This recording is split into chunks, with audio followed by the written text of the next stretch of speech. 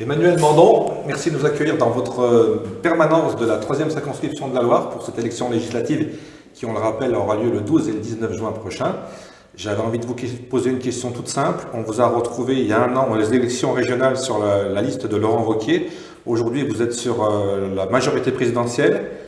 Comment ça s'est passé, cette évolution ? Vous avez raison, il y a une évolution, mais c'est tout simplement une évolution politique et une évolution globale. Le contexte n'est plus du tout le même. L'engagement que j'avais pris et que j'ai pris de servir les Auvergnats-Rhône-Alpins au Conseil régional est un engagement qui est compatible avec cet engagement national au service d'une politique pour notre pays, d'une représentation à l'Assemblée nationale. Alors, je pourrais vous détailler effectivement les axes sur lesquels je me positionne et qui permettent de comprendre et de voir qu'il y a une cohérence dans l'action. D'abord, je voudrais sur un point souligner que j'ai toujours été un centriste. Je me suis engagé dans la vie publique il y a déjà quelques décennies au sein d'un parti politique qu'on appelait les Centres des démocrates sociaux, qui était positionné au même endroit que ce que je défends aujourd'hui en ayant été UDI, Modem, c'est la même filiation. Donc pour moi il y a une cohérence dans la pensée. Ensuite, c'est vrai que chaque élection a sa cohérence interne et il faut effectivement pouvoir mettre en perspective des choix dans la vie. Moi j'ai été élu dans des municipalités.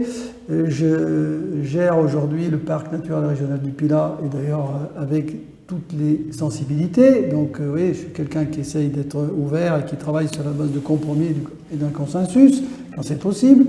À la région, je m'efforce de travailler beaucoup sur des questions environnementales, puisque je suis premier vice-président de la commission environnement, énergie, développement durable, et puis je travaille sur les parcs naturels régionaux. Donc, vous voyez, on essaye d'être utile, chacun à son niveau. Et puis, quand on vous sollicite à un moment donné, comme ça a été mon cas, quand on vous dit « est-ce qu'il n'y a pas quelque chose à faire? Est-ce que vous n'avez pas un engagement particulier ou des choses à exprimer dans cette élection nationale ?» Et qu'on vous tend la perche, moi je pense que si, parce qu'on est à un temps de l'histoire qui n'est plus du tout le même. L'entrée en guerre de la Russie contre l'Ukraine, c'est un choc énorme. C'est une révision de bien des modèles qui nous avaient structurés. C'est une autre manière maintenant de considérer l'avenir immédiat. Donc il y a un choc, celui de la guerre russo-ukrainienne. Et cela m'a amené à considérer qu'on ne pouvait pas rester spectateur. C'est ce qui vous a décidé à vous engager dans pour moi, c'est un élément déclencheur. C'est un élément déclencheur ? Ah, complètement. Regardez la situation dans laquelle nous sommes. Et je pense que la gravité des événements est telle, et chaque jour nous mesurons, nous sommes au 100e jour, je crois, de la guerre aujourd'hui. 20% du territoire ukrainien est maintenant sous contrôle russe. C'est une situation, et on nous annonce quand même un conflit qui ne s'arrêtera pas avant plusieurs mois peut-être, et c'est terrible. Donc, et c'est le député de la 3e circonscription qui peut faire quelque chose dans ce conflit qui est, j'allais dire, presque mondial, mais qui est au moins européen ? Eh bien, il nous oblige parce qu'effectivement, on est tous concernés.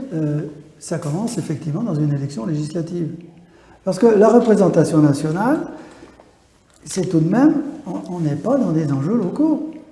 On est bien à traiter des grands dossiers de ce monde.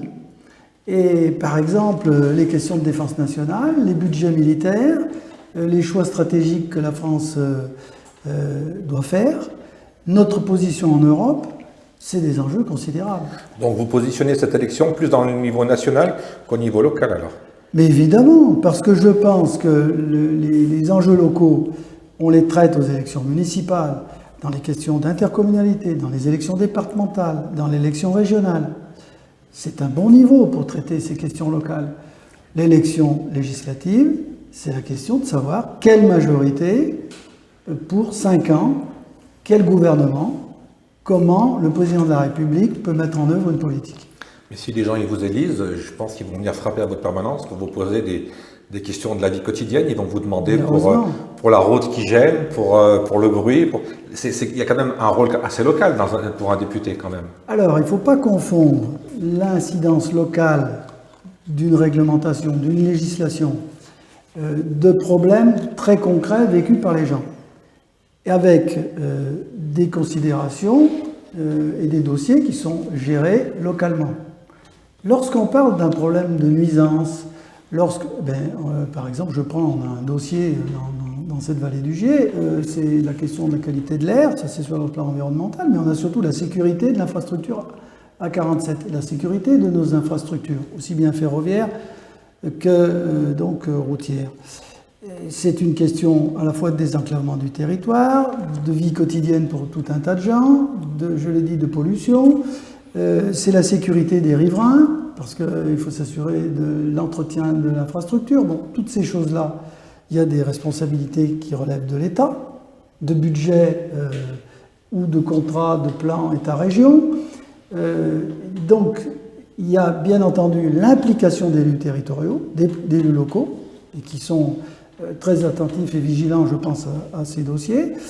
Et puis, il y a une politique, il y a des choix qui sont faits au niveau de l'État. Eh bien, le parlementaire, quand il est élu d'un territoire, il a cette responsabilité que de s'assurer du suivi entre le national et le local. C'est un relais entre le local et le national. C'est un relais naturel, et voilà. Par contre, le député, il est d'abord un élu national, un élu de la nation.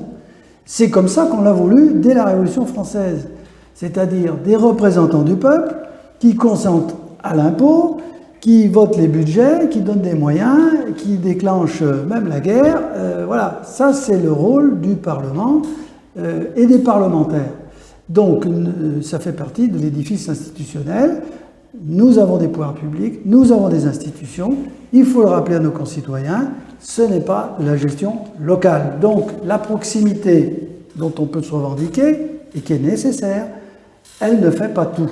Et c'est pourquoi, quand vous acceptez, comme c'est mon cas, de siéger, ou pardon, d'être candidat, et puis ensuite de siéger éventuellement dans une majorité, ou dans un groupe, dans une grande assemblée comme l'Assemblée nationale, c'est que vous acceptez une discipline collective. Et vous n'êtes pas tout seul à vous autoproclamer un candidat, ou tout seul à dire « je vais bouleverser la vie du monde ». Évidemment que ce n'est pas ça. La vraie question, c'est de se dire, est-ce que ma contribution personnelle peut s'inscrire dans une ambition collective, comme celle qu'a proposé le président de la République. Et j'ai entendu son appel, et c'est un appel récent. Et j'ai répondu à cet appel de manière favorable. Alors dans cette circonscription, il y a une particularité. J'ai rencontré il y a quelques jours un de vos adversaires qui se réclame de la majorité présidentielle, donc vous aussi, mais vous avez l'investiture. Comment ça s'est passé, l'investiture? On devait répondre à un cahier des charges, c'était un concours, ou alors c'était le bon casting? Je pense qu'on peut décrire les choses chacun avec des mots, par analogie avec d'autres exercices, que ce soit... Mais on vous a appelé, vous avez postulé, ça s'est passé comment pour avoir cette fameuse investiture? Je vais vous dire, moi j'ai été sollicité, parce qu'il se trouve que quand même je suis... bien inscrit je connais bien la vie publique, et qu'il se trouve que j'ai des amis qui sont parlementaires, j'en ai d'autres qui ont pu être ministres, et cette histoire-là, bon, c'est le fait de mon implication constante et ancienne. Mais j'ai été sollicité, et il se trouve que mon profil devait intéresser. Alors, moi je suis très honoré qu'on puisse me solliciter, donc j'ai répondu favorablement.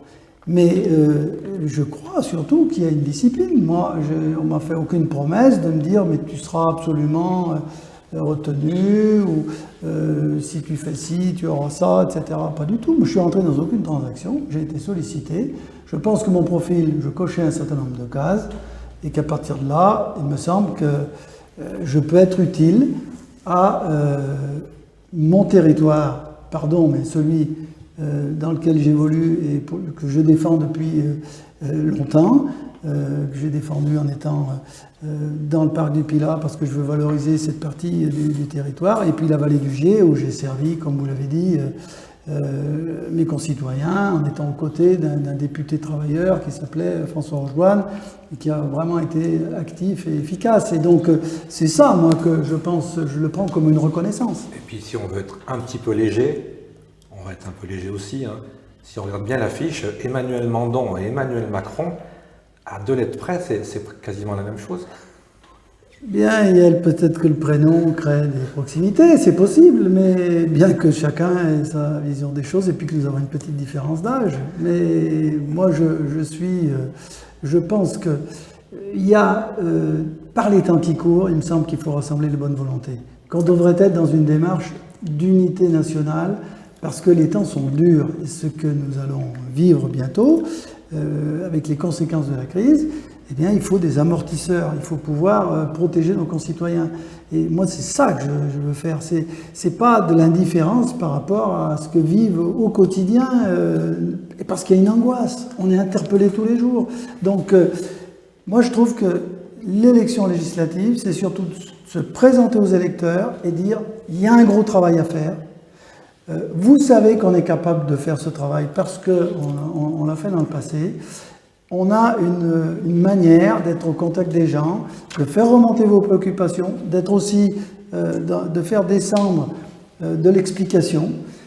C'est beaucoup de pédagogie, beaucoup d'écoute, beaucoup de disponibilité, et c'est ça la méthode. Si vous êtes élu député, est-ce que vous allez abandonner votre siège à la région ? Écoutez, je vous dirais honnêtement que je n'ai pas eu le temps de me poser beaucoup de questions jusqu'à aujourd'hui, parce que les événements... Mais c'est une très bonne question, c'est une très bonne question. Ce n'est pas obligatoire de démissionner. Je pense aussi qu'il y a sans doute un souci de déconnexion de beaucoup de parlementaires par rapport aux collectivités de base. Je vois plutôt une grande complémentarité, et je vais essayer de vous le démontrer, entre la fonction, et même une synergie entre le travail à la région. D'ailleurs, je note qu'un certain nombre de parlementaires sont conseillers régionaux. Et donc, la région qui travaille sur les fonds européens, qui travaille sur l'aménagement du territoire, la région qui est déjà une assemblée de proximité importante, 204 élus, avec un fonctionnement très politique. C'est une excellente école pour appréhender la vie parlementaire. Ceci étant, on ne peut pas réduire la vie parlementaire à une vie de l'Assemblée régionale, parce que beaucoup de choses sont, ceci dit, différentes. Mais je pense qu'il peut y avoir une synergie. Je jugerai, je vous le dis tout de suite, dès le mois de juillet, sur la compatibilité selon les engagements que je prendrai, les commissions où je m'inscrirai, et les moyens que je pourrais mettre en œuvre pour assumer ce mandat que je souhaite, qui est pour moi, bien entendu, un mandat exaltant et pour lequel on doit s'investir totalement. On va parler du projet. Première chose, on parle de ça avec tous les candidats. Ça revient à gauche, à droite, au milieu, sur les bords. Le pouvoir d'achat, quelles sont les solutions pour un député pour améliorer, encore une fois, le quotidien de ses concitoyens? Qu'est-ce que vous allez pouvoir faire pour ce pouvoir d'achat dont tout le monde parle? Alors sur le pouvoir d'achat, il faut être clair que l'inflation, le phénomène de l'inflation, qu'on a combattu longtemps quand j'étais plus jeune, on sait que c'est un mal, parce que quand c'est pas maîtrisé, c'est extrêmement compliqué et difficile vraiment à appréhender. Donc là, il faut mettre des amortisseurs. Donc il y a plusieurs possibilités. On va avoir des dispositions, on va avoir à se positionner sur des mesures qui peuvent avoir une dimension fiscale, sur des mesures qui peuvent être des dispositifs temporaires, par exemple de prise en charge de dépenses, ou on évitera d'impacter certaines catégories socio-professionnelles ou des familles, etc. Donc là, il peut y avoir des phénomènes d'exonération, etc. Donc ça se discute, c'est vraiment de la technique pour beaucoup, de la technique qui touche, j'allais dire, le grand budget de l'État. Et ça, c'est un travail qui est assez fastidieux et qui va se décider cet été. Pour l'essence, vous avez une solution miracle? Ben non, parce que si il faut marcher à pied, il faut être écolo, il faut marcher à pied, il faut prendre le vélo, qu'est-ce qu'il faut faire? Ben, vous savez pertinemment que là, beaucoup de gens n'ont pas malheureusement le choix. Et quand on n'a pas le choix, eh ben, ma foi, c'est son porte-monnaie qui en subit les conséquences. Enfin, vous vous rendez compte qu'il y a des gens qui sont en train de se poser la question en disant que plus l'essence augmente, moins ça vaut le coup d'aller travailler, quoi. Ben oui, et nous l'entendons. D'ailleurs, les demandeurs d'emploi, ils vous disaient, voilà, j'ai un rayon, j'accepterais de travailler à 30 km, à 50 km de chez moi, et puis maintenant, ils vous disent, ben non, ça sera plus que 20 ou 10. Et ça, c'est une réalité du quotidien. Parce que les gens, eh bien, ils font leur compte. Et ça, on peut le comprendre. Donc, le problème de la mobilité des citoyens, c'est un vrai souci. Il est vrai aussi qu'il y a des régions où il y a des transports en commun, mais il y a des secteurs, des territoires qui sont très mal desservis par les transports en commun. Donc, la question de la mobilité, elle est au cœur, d'abord, et de l'emploi, pour beaucoup de demandeurs d'emploi, hein, ça on le sait. Beaucoup de citoyens qui ont des obligations, parce que quand vous avez accepté de travailler dans certaines circonstances, l'entreprise peut pas toujours, l'employeur ne peut pas toujours compenser, et ça crée des situations extrêmement difficiles. Donc pour les familles et au quotidien, là on a tous vécu ce choc d'augmentation du prix du carburant. Il y a de nombreuses villes qui parlent de plus en plus des transports en commun gratuits. C'est quoi votre position sur ce sujet ? Alors, sur la gratuité, moi ce qui compte, c'est l'efficacité du dispositif. Si la gratuité permet effectivement d'augmenter sensiblement, de modifier les comportements de nos concitoyens, c'est peut-être une solution. Donc moi, vous savez, j'essaye d'être pragmatique. Par contre, parce qu'on sait que le prix du ticket ne représente pas le vrai prix. Dans les budgets, d'abord ça ne représente jamais effectivement le vrai prix, et puis dans le budget des autorités organisatrices de transport, on sait que c'est une partie relativement limitée. Mais par contre, ça veut dire que c'est payé autrement, ça veut dire que c'est de l'impôt, et qu'on fonctionne un petit peu différemment. Et c'est un arbitrage. Mais de toute façon, il faut un financement. Au bout du bout, il y a toujours quelqu'un qui finance. Il y a toujours quelqu'un qui paye, c'est ce qu'on dit. Mais ce qu'il ne faut pas aussi, c'est dévaloriser le transport lui-même. Parce que l'effort de transport, le transport a un coût. Et il faut que vis-à-vis de nos concitoyens, on montre et on rappelle que c'est pas n'importe quoi. Et d'ailleurs, il y a des questions de respect aussi de certains usagers. Hein. Il faut que les gens soient responsables par rapport à nos transports en commun. Et voilà. Et donc là-dessus, ça, ce sont les élus des territoires qui peuvent se positionner. C'est pas simplement qu'une décision nationale. Ça peut l'être, ça pourrait l'être, mais je pense qu'on est dans la décentralisation et il faut faire confiance à l'intelligence collective sur les territoires. On est à Saint-Chamond, on a parlé de la région tout à l'heure. Il y a beaucoup de gens, des Stéphanois, des Saint-Chamonnais et autres qui prennent le train. On entend souvent aussi qu'il n'y a pas assez de trains. Est-ce qu'on peut aussi jouer sur ce facteur-là et mettre plus de trains ? Ou il y en a déjà trop, je ne sais pas, je dis peut-être une bêtise. Non, sur le train, on a la ligne qui est quand même une référence au niveau national. Hein, c'est la première ligne qui existait d'ailleurs. Sur le plan historique, mais c'est aussi au niveau de la fréquentation. Alors c'est la question du cadencement. On a choisi maintenant d'allonger les trains, d'avoir des quais qui permettent de réceptionner des trains allongés, avec plus de wagons, donc plus de monde. La question, c'était, lorsqu'il y a un incident et que vous avez une fréquence, un cadencement très serré, à ce moment-là, il y avait un effet domino et on avait des catastrophes pour la régularité, etc. Donc ça a été un sujet qui a été traité dans le mandat précédent par la majorité à laquelle j'appartiens au niveau de la région. Je crois que les choses se sont considérablement améliorées. D'ailleurs, j'observe que la SNCF a fait et a produit des efforts, il faut dire les choses.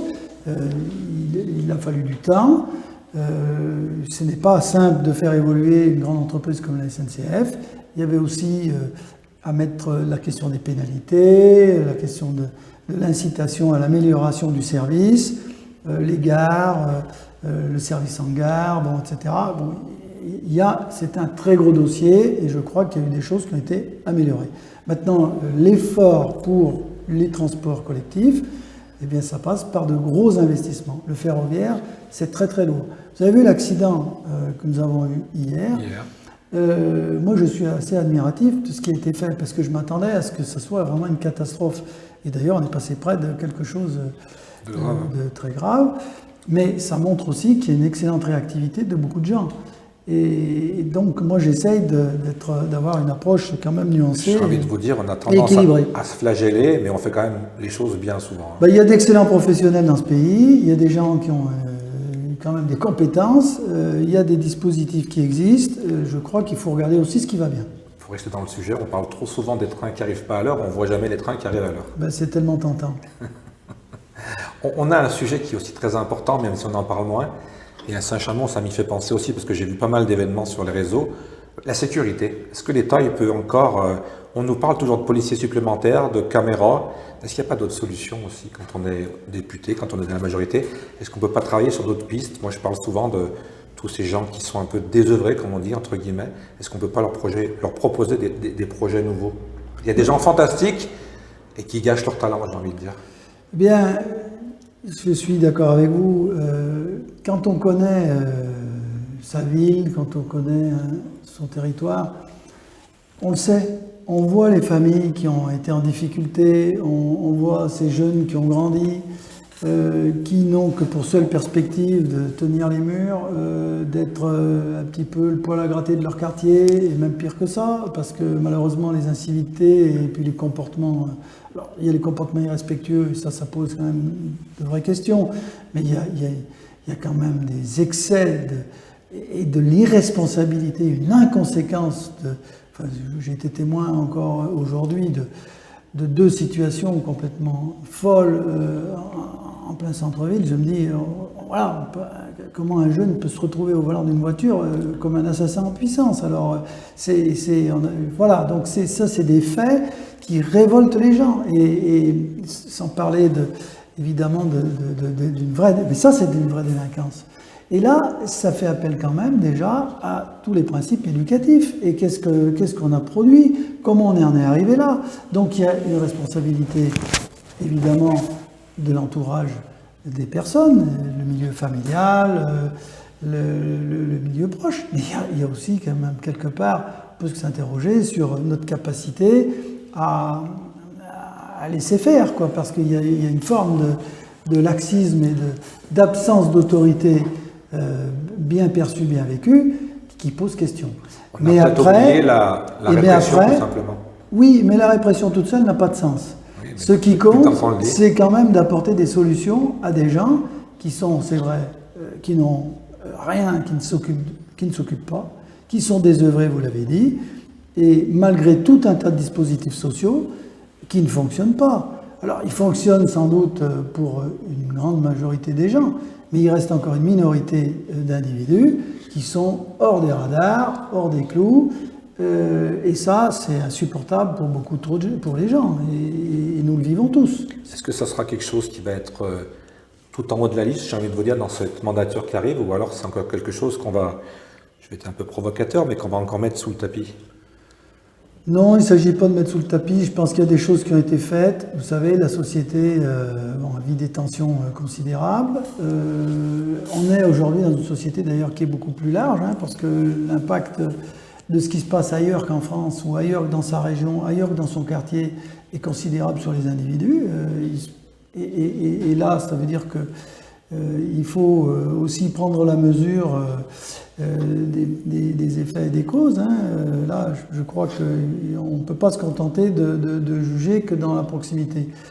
Par contre, je pense qu'il y a des principes. Le respect de l'ordre public, ça, c'est comme ça.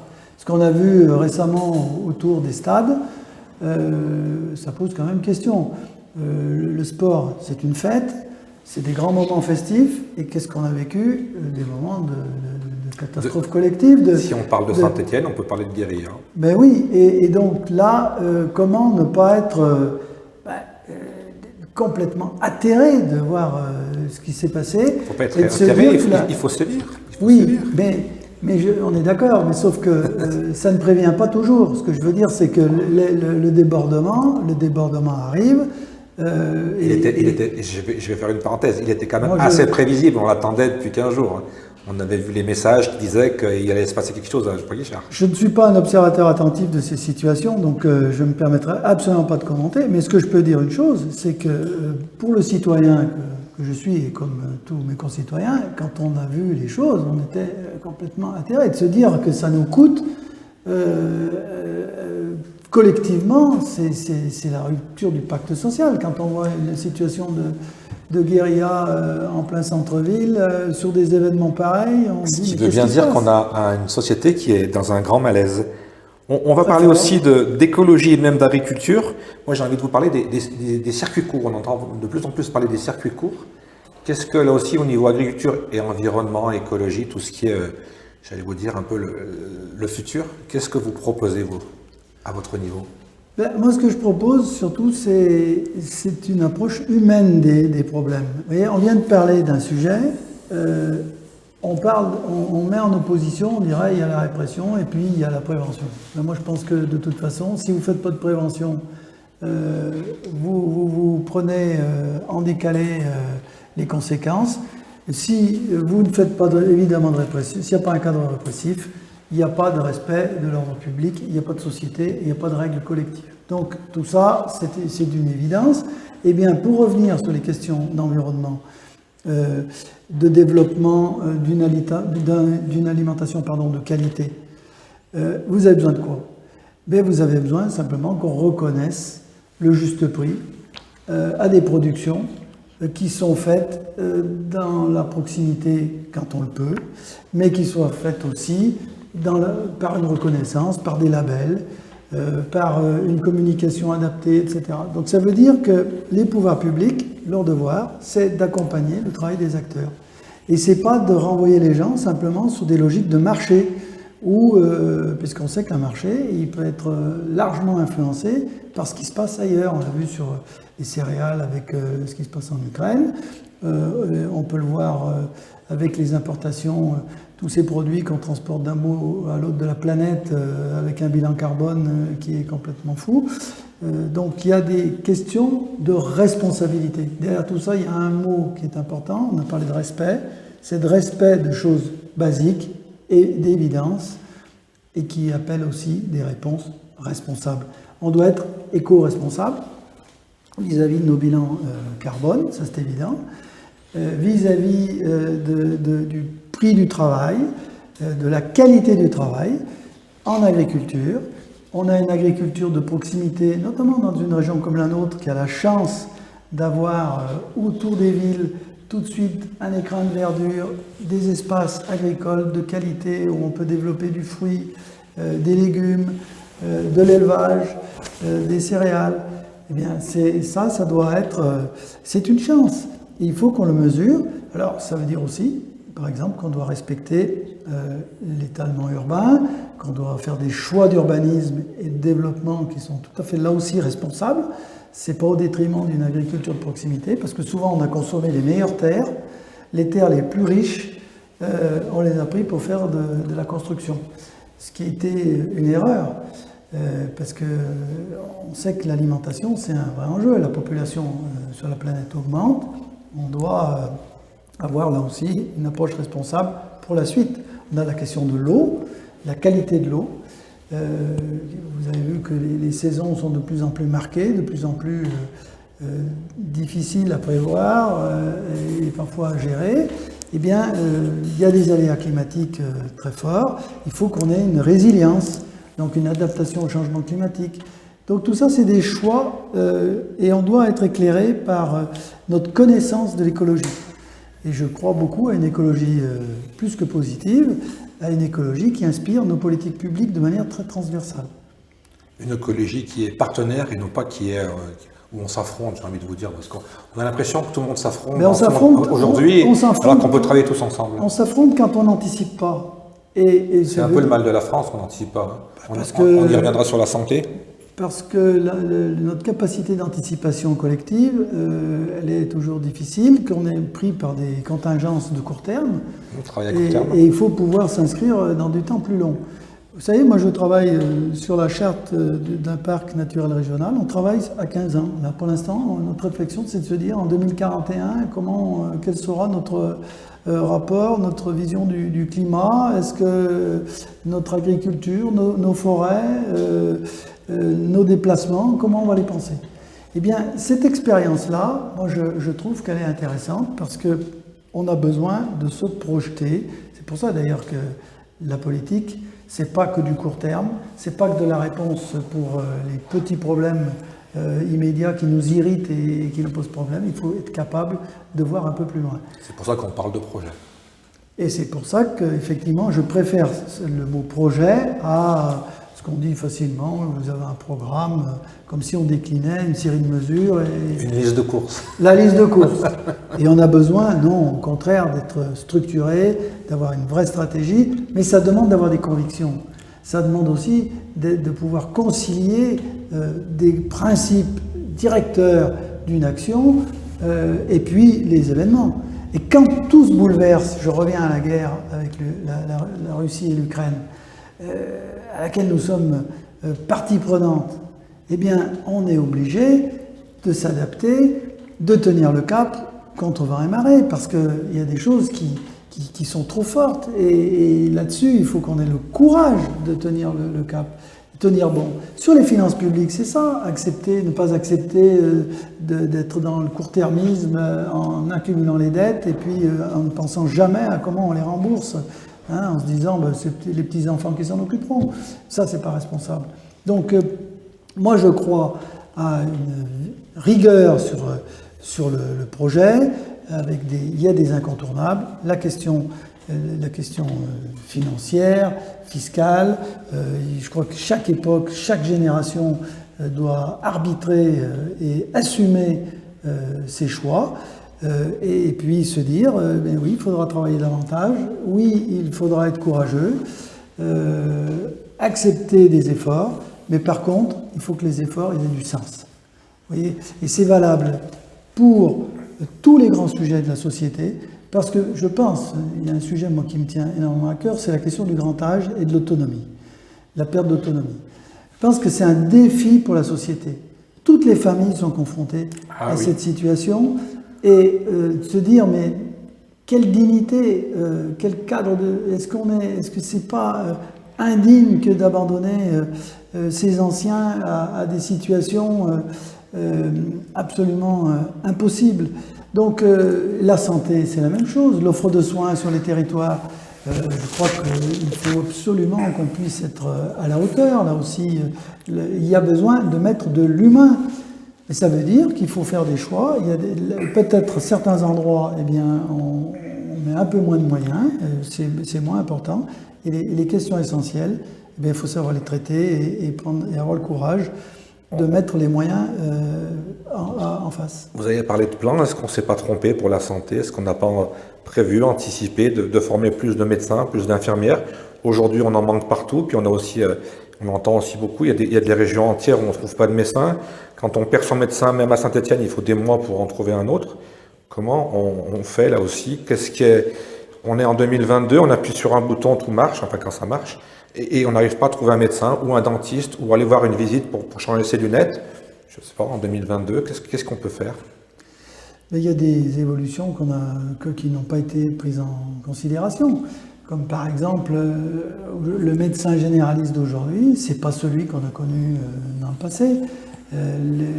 Sur même le rapport au temps de travail, il n'est pas le même. Il y a la féminisation. Voilà, il y a des éléments objectifs qui sont le résultat d'une évolution de la société et des évolutions d'ailleurs qui ne sont pas contestables et qui étaient positives. Après, il est clair que notre système d'administration de la santé, il n'a pas été à la hauteur. Moi, je me souviens de débats sur les numerus clausus dans les facs de médecine, et je pense à la fac de Saint-Étienne.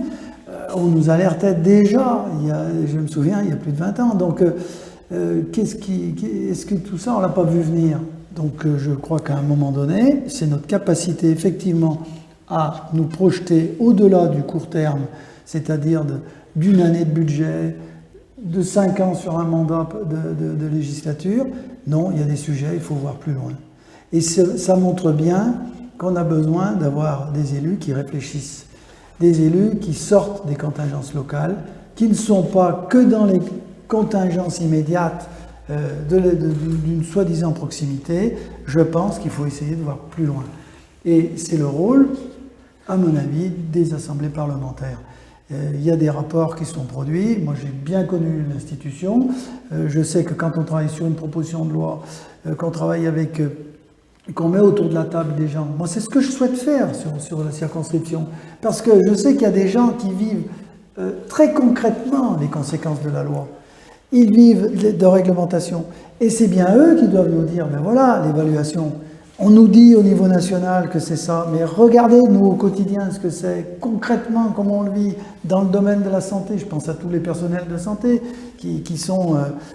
moi, je me souviens, quand j'ai passé un jour avec François Rocheboine aux urgences, une soirée aux urgences, je me souviens de ce qui nous a été dit, des soirées qu'on a pu passer avec les forces de l'ordre, très concrètement sur le terrain, où on nous expliquait. Donc là, il y a besoin de s'imprégner, d'être impliqué avec des professionnels.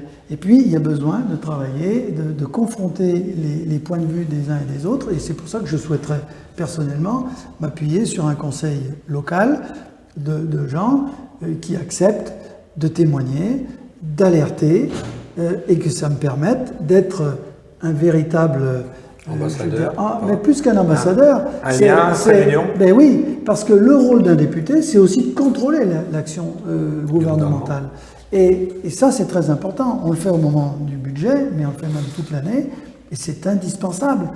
Donc, et puis ça permet aussi peut-être de proposer, de faire des amendements, des propositions de loi, de faire aussi, de sensibiliser les ministres, parce que en commission, dans des groupes de travail, là, c'est ça le travail parlementaire. C'est pas simplement le travail sur la circonscription où il faut le faire, hein, écouter les gens, être présent aux manifestations. Justement, j'ai une petite question technique. Le député, il est un peu là pour faire des lois. Et aujourd'hui, on se rend compte qu'il y a énormément de lois. J'ai presque envie de vous dire qu'il faudrait peut-être même réduire les lois, peut-être faire plus simple. On ne devrait pas simplifier un peu toutes ces strates, ces lois qui changent la loi qui existait déjà, qui a un mot qui change. Vous parliez de pédagogie aussi au début de cet entretien. Moi, je trouve aussi, je suis d'accord avec vous, on manque beaucoup de pédagogie. On n'explique pas les choses, on dit c'est comme ça et voilà. Mais parce qu'on est toujours dans la polémique journalistique. Je suis désolé. Ça tombe bien, je ne suis pas journaliste. Mais oui, non, mais c'est vrai que bien souvent, on ne retient, et effectivement, c'est l'art peut-être de la synthèse, mais alors on fait des synthèses qui se contredisent, qui viennent en permanence alimenter un débat public, mais du coup, on en oublie même le fond des choses. Et c'est pour ça que je pense qu'il faut, à un moment donné, un peu moins de polémique dans le débat public et un peu plus de travail de fond. Mais ça, j'ai l'impression que je prêche un peu dans le désert. C'est vrai qu'on voit moins les gens qui travaillent généralement que ceux qui font du bruit. Enfin, vous avez dû observer que je ne fais pas partie des gens qui polémiquent en permanence. Tout à fait. J'essaye d'être quelqu'un de mesuré, j'essaye d'être à l'écoute. Je sais aussi qu'il y a des sujets, je suis incompétent, et ce n'est pas ma parole qui va apporter beaucoup. Donc je me dis, il faut savoir se limiter. Il faut savoir, par contre, quand c'est nécessaire, élever la voix, prendre position et avoir le courage avoir le courage de ses opinions et de ses convictions. Mais ça se fait qu'avec les autres. C'est-à-dire, c'est bien avec les acteurs, les forces vives du territoire, les élus locaux, les entreprises, les syndicats professionnels, les syndicats de salariés, j'ai dit le monde, le tissu associatif, bref, toutes ces forces vives d'un qui font vivre un territoire, eh bien, ce sont elles qui vous permettent d'être un bon avocat à l'Assemblée nationale et de faire un travail efficace. Dernière question, dernier sujet, parce que le temps passe. Quel est le projet pour l'avenir, pour la jeunesse? On met souvent, on a parlé d'autonomie, on était sur les gens un peu plus âgés. Quel est le projet d'Emmanuel Mandon dans ce canton, dans cette circonscription, pour la jeunesse? Alors, c'est très ambitieux de dire on peut avoir un projet pour la jeunesse sur un territoire donné qui n'est qu'une circonscription électorale. Mais par contre, je pense qu'il y a quelque chose à faire. La première, c'est de donner à la jeunesse la possibilité d'exprimer sa créativité, de dire oui, on fait confiance à la jeunesse. La jeunesse, elle a son mot à dire dans cette société. D'ailleurs, c'est elle qui lance la plupart des modes aujourd'hui, reconnaissons-le. C'est pas, on est tous, je crois, très attentifs à ce que fait la jeunesse. Mais la jeunesse, c'est elle qui va prendre le relais très vite. Et donc, l'investissement dans la jeunesse, il est déjà à travers l'école, il est dans l'enseignement supérieur, parce que ça, c'est essentiel. Moi, je souhaite que dans un territoire comme le nôtre, on puisse encore développer de l'éducation et de l'investissement. C'est très important. Et puis, il faut qu'on ait un investissement sur les compétences. C'est-à-dire qu'on est jeune, puis on devient très vite moins jeune, mais il faut garder cette possibilité de pouvoir libérer son énergie. Créateur d'activités, entrepreneur, créateur sur le plan culturel, sur le plan sportif, même dans les loisirs. C'est essentiel. Et aujourd'hui, on sait qu'on peut créer de l'emploi et de l'activité, qu'on peut faire vivre et animer un territoire, nos villages, qui ont une identité, qui ont besoin d'avoir des services, parce qu'on a avec le développement d'une forme de grande distribution et puis la concurrence d'Internet, aujourd'hui, le gros problème, c'est justement que nous manquons parfois d'activités accessibles pour nos concitoyens, de services de proximité. Et donc, tout ça, je pense que c'est un projet global. On est dans la mondialisation, on est dans le numérique, mais il nous faut de l'humain, il nous faut du service de proximité. Je l'ai dit, pour la santé, pour le grand âge, l'autonomie, pour la jeunesse, pour tous les services qu'on peut apporter, même pour la lutte contre le chômage, parce qu'on doit avoir cette ambition du plein emploi. Voilà, mais il y a du pain sur la planche, et je pense que ça, c'est l'intelligence collective sur un territoire, et le député, c'est pas la pièce maîtresse, c'est simplement celui qui permet de tisser modestement, au quotidien, et faire la liaison entre une politique nationale et les réalités et une vitalité locale.